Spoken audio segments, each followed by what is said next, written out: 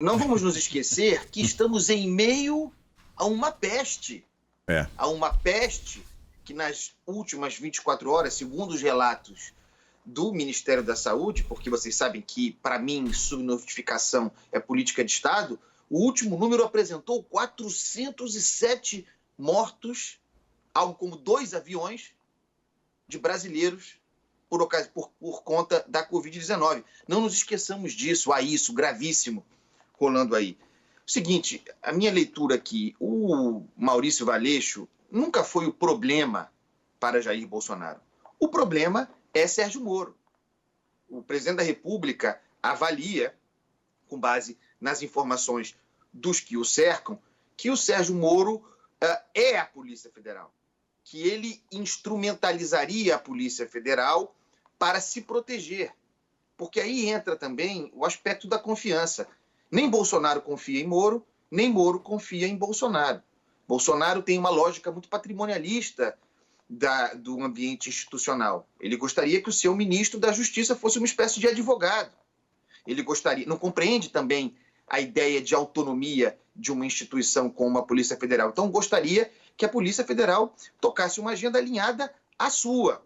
Por exemplo, se fala agora que o presidente teria pautado a Polícia Federal para que investigasse irregularidades em licitações de compras de governos e prefeituras, supostamente adversários do presidente da República. A Polícia Federal teria reagido a isso. Então, ele vê a Polícia Federal como o meio pelo qual Sérgio Moro não adere ao governo. É como se, na cabeça do presidente da República e dos seus apoiadores, Moro fosse simplesmente o ministro da Justiça, que é o que ele deveria ser, e não o ministro do chefe, que é o que Bolsonaro gostaria. Essa semana, isso passou bastante despercebido, houve uma live do deputado Eduardo Bolsonaro que não fala, senão para expressar as ideias do pai, em que o deputado disse que ministros como, e deu nome, ministros como Moro e Guedes deveriam vir a público, e aí isso no ambiente da crise relativamente à saúde, ao caso Mandetta, né? Que os ministros deveriam vir a público para defender publicamente o governo e o presidente da República. Há essa cobrança de submissão, de fidelidade muito grande, como, aliás, se o Sérgio Moro já não tivesse se submetido em excesso, né? Se calando diante de coisas que outrora, nas suas épocas de juiz, não admitiria. Para pensar só num caso mais recente, se isso não é submissão, o silêncio do Sérgio Moro seria razão em outros tempos para ele se demitir, independentemente de Polícia Federal. Essa aproximação, que é fato, do presidente da República com mensaleiros, com pessoas ligadas ao esquema do Petrolão, com notórios corruptos. E assim se vai ficando. Então, essa é uma crise de confiança. O impasse, agora, foi colocado perfeitamente pelo Orengo. Não temos mais Maurício Valeixo. A questão é o controle da sucessão. O presidente da República quer indicar o sucessor e quer, por meio dessa indicação, ter controle sobre a Polícia Federal. A palavra é aparelhar mesmo a Polícia Federal. De sua parte, o Sérgio Moro até admite, acho um erro que fique ainda assim, mas ele até admite que o presidente, obviamente a prerrogativa do presidente, mande embora o diretor-geral da Polícia Federal, mas ele quer, ele, Moro, controlar e indicar o sucessor. Então, esse é o impasse a se esperar, né? Quem vai indicar o sucessor? Se o presidente da República, por exemplo, escolher o Alexandre Ramagem, diretor da ABIN, Alexandre Ramagem foi segurança do presidente Bolsonaro durante a campanha eleitoral. É alinhadíssimo a Carlos Bolsonaro. Isso passa uma mensagem, porque também se diz, há notícias a esse respeito, de que uma das razões de incômodo do presidente com a autonomia da Polícia Federal é que, para além das investigações relativamente a Flávio Bolsonaro, caso Queiroz, haveria uma investigação sobre fake news, sobre o tal gabinete do ódio, que se aproximaria de Carlos Bolsonaro. E contra isso, o presidente se move, porque acha, repito, que Moro se blinda usando a Polícia Federal. Por exemplo, eles têm um acordo.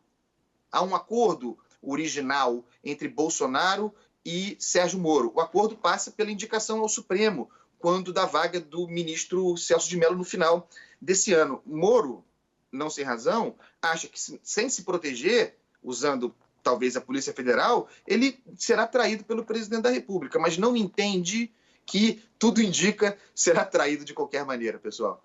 Ô, Andreasa, desculpa, Megali, manda bala, não, manda bala. O Orengo listou aí um histórico envolvendo as divergências do presidente Jair Bolsonaro com o ministro Sérgio Moro. Queria voltar a algumas derrotas importantes nesse governo que apontam, e especialmente agora com esse último episódio, um esvaziamento desse ministério. A gente tem falado também sobre o esvaziamento do ministro Paulo Guedes, né? Esse aqui é outro flagrante de esvaziamento de uma pasta. Chegou a surgir, inclusive, a possibilidade ou a ideia de recriação do Ministério da Segurança Pública, algo nessa linha. Queria voltar a essas derrotas importantes e te ouvir sobre a seguinte questão. Se Moro ficar, que recado fica? A única chance de Moro ficar, e aí eu penso que seria um erro político dele, mas haveria um gatilho, tudo bem, demite-se o diretor-geral da Polícia Federal, mas eu, Moro, indico o sucessor.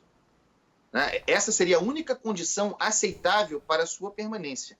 Mesmo assim, insisto, seria um erro político, porque demonstração de fraqueza, demonstração da parte de Moro, que tem pretensões políticas, de que ele, Moro, não tem muita clareza sobre o próprio futuro, muita segurança sobre o próprio futuro, e vai ficando, depois de, como a Sheila disse, ter submetido a muitas humilhações. São várias humilhações impostas ao Sérgio Moro pelo governo Bolsonaro. O sujeito vai ficando, porque tem pretensões, mas há um limite também da desonra. Se, porém, Moro fica, mesmo com Bolsonaro indicando a sucessão da Polícia Federal, aquela minha alcunha que criei para o Moro fica estabelecida como realmente verdadeira. O ex-Moro fica dado.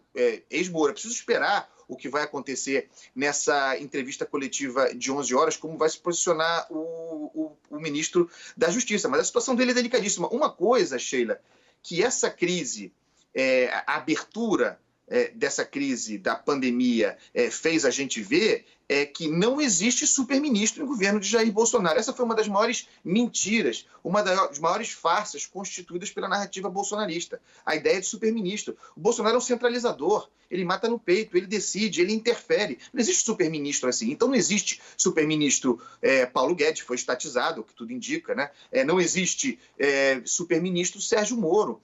Olha, vejam o que ruiu nesse último mês, né? Ruiu a ideia de superministro, né? É preciso lupa para ver alguns ministros outrora grandes.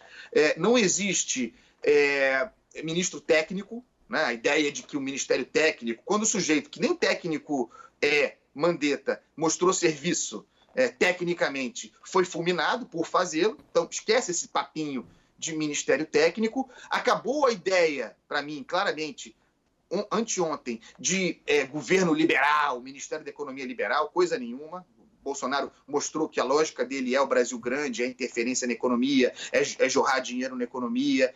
Isso também ficou muito claro. E fica muito claro também que o Sérgio Moro é uma espécie de ministro narrativo. Essa expressão não é minha. É um ministro que serve a uma imagem, mas que não tem realização prática. Não existe combate à corrupção no governo Jair Bolsonaro. Muito pelo contrário, onde está a Lava Jato no curso do governo Jair Bolsonaro? Então, são muitas questões pipocando aí. É como se essa crise inaugurasse um novo governo. Sheila, agora o futuro do Sérgio Moro está nas mãos do Sérgio Moro.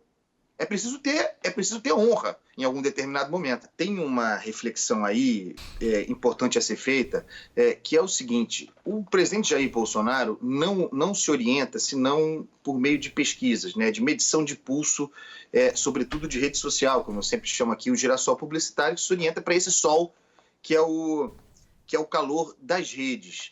E ele tem informações e avaliações que, a partir da queda do Mandetta e do modo como conduziu a queda de Mandetta, aquele longo processo de fritura, de desgaste, de tentativa de desconstrução do Mandetta, no final das contas, não lhe trouxe tanto prejuízo assim. Isso deu uma espécie de encorajamento para o presidente para avançar em outras direções. O episódio Covid-19 abriu para o presidente também uma chance, isso aconteceu com Lula lá atrás, quando encurralado por ocasião do mensalão, de, usando, por exemplo, o auxílio emergencial, os famosos R$600, chegar a uma população que ele, Bolsonaro, nunca chegara. A base de apoio bolsonarista, afora a elite, que uma relação que é sustentada em termos de imagem pela figura do Paulo Guedes, né, dessa relação com o Paulo Guedes, a principal base de sustentação do presidente Jair Bolsonaro, convencional, é a classe média. Tem base no lavajatismo. E é o público do Sérgio Moro. Só que, segundo as pesquisas que Bolsonaro tem indicam, esse movimento assistencial, também o 13º salário do Bolsa Família, mas a expansão dessa base em função do auxílio emergencial, teria feito o presidente ganhar apoio entre as camadas mais pobres da população, inclusive do Nordeste. É como se o presidente tivesse entendido que, nesse momento, quase que inaugurando mesmo um novo governo, dentro do seu primeiro mandato, ele pudesse dar uma guinada, ele é um populista de extração autoritária, uma guinada para um setor ao qual ele nunca falou muito. Então, me parece que esse movimento do Jair Bolsonaro tem lastro em pesquisas, numa ideia de que teria condição de matar no peito e enfrentar as consequências de perda de base social na classe média e decorrência de uma eventual saída do Sérgio Moro, para voltar para esse público. E aí tem a ver com essa lógica desenvolvimentista, que também afasta o Paulo Guedes, né? A ideia de que o governo era liberal, austero, vem a pandemia, a convenção social muda, uma ideia de que é preciso ser keynesiano, para ser simples aqui, para botar dinheiro na economia, fazer obra, gerar emprego, induzir artificialmente a economia. Com isso, você fala para uma outra camada, podendo também prescindir de outrora superministro, ora estatizado Paulo Guedes. Eu acho que é esse movimento que está em curso agora e que é muito interessante prestar atenção. É como se o presidente trocasse de pele.